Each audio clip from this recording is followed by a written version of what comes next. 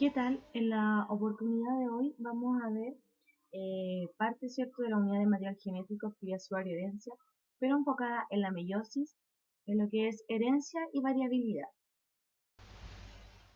Ya, ¿qué es la meiosis? La meiosis, cierto, es una división celular, al igual que la mitosis, pero que su finalidad o lo que permite en el fondo es la reproducción sexual.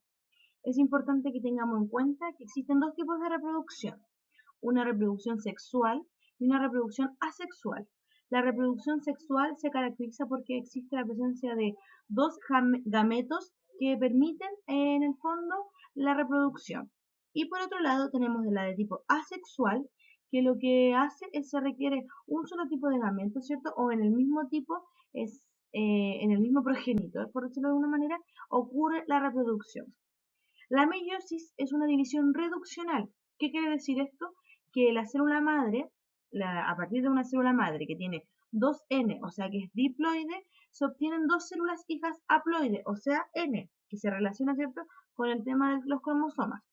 Y además que tiene una segunda división meiótica que se le denomina como de tipo ecuacional, ya que las células hijas tienen el mismo número de cromosomas que la célula madre.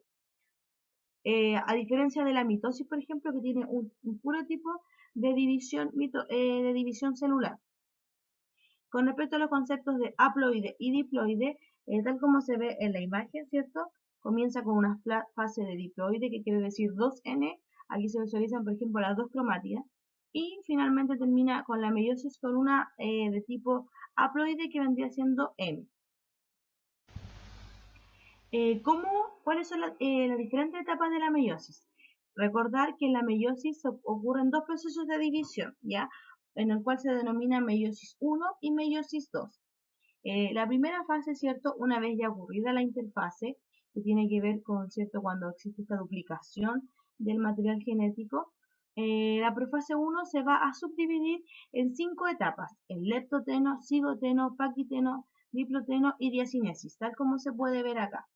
Aquí, ¿cierto?, en la primera parte tiene que ver con el leptoteno.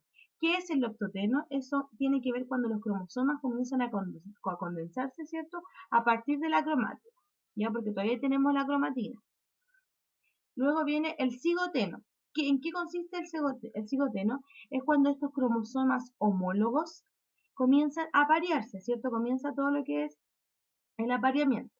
Y al tener un contacto con otro comienzan a realizar sinapsis, aspecto muy importante porque ahí tiene que ver, ¿cierto?, con el intercambio o con la comunicación. Posteriormente viene lo que es el paquiteno. ¿Qué es el paquiteno? Tiene que ver cuando los cromosomas homólogos completan su apareamiento.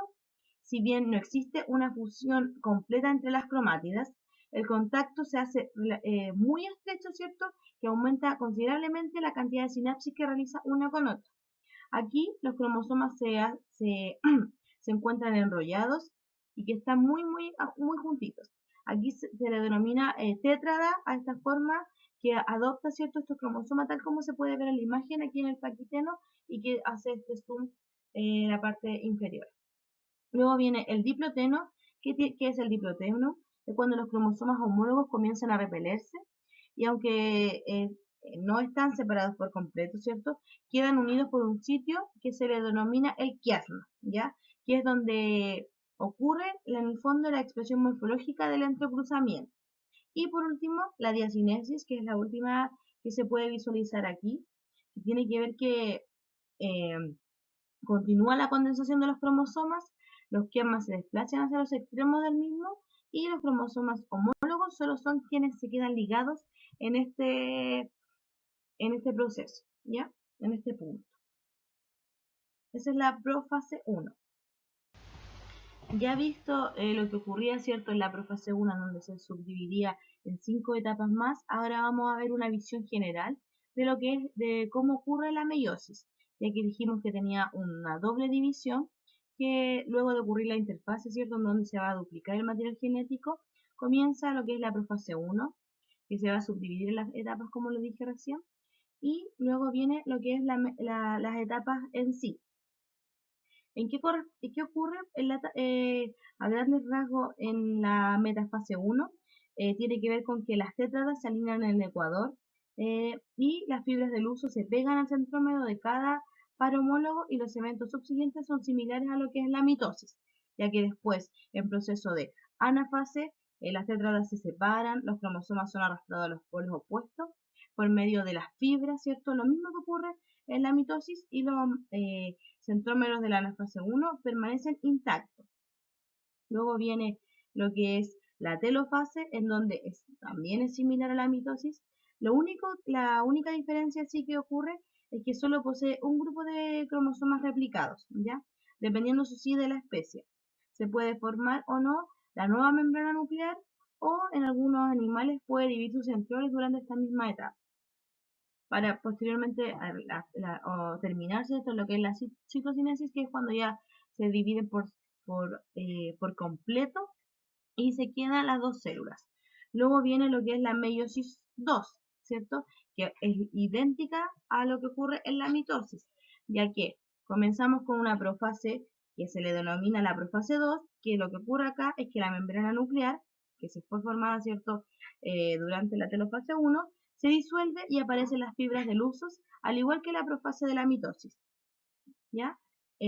Posteriormente sigue también la metafase 2, en donde los cromosomas se van a alinear en el plano ecuatorial y las fibras del uso se encuentran pegadas a caras opuestas de los centrómeros. Posteriormente sigue lo que es la anafase 2, en donde el centrómero se divide y las entonces cromátidas comienzan a dar como aspecto de cromosomas que son segregados en los polos opuestos de la célula. Y viene ya la telofase 3, que es idéntica a la telofase de la mitosis, en donde finaliza con la citocinesis, que es ya la división de las células, y que a diferencia, eso sí, vamos a tener 4 células. Eso es como a grandes rasgos la meiosis. Son procesos muy similares con la mitosis, pero a diferencia que la meiosis son dos divisiones celulares y que la idea de esto, ¿cierto?, es pasar de 2N a N para reducir el número de cromosomas, ya que al ocurrir después el entrecruzamiento o cuando ocurra la reproducción sexual, el ser que se va a formar tenga los cromosomas respectivos.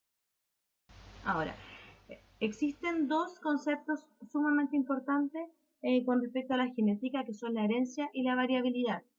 La herencia genética se asocia, ¿cierto?, a cuando existe esta información genética que es entregada por nuestros progenitores y que se va a traspasar al, al ser nuevo, por decirlo de alguna manera.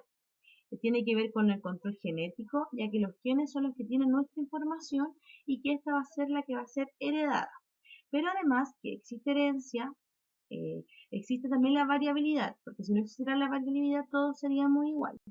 La variabilidad es un aspecto sumamente importante porque permite en el fondo las características propias de cada ser y se da durante el aspecto del entrecruzamiento genético. Otros conceptos claves que deben visualizar en genética tiene que ver con la diferencia entre genotipo y fenotipo. Ya.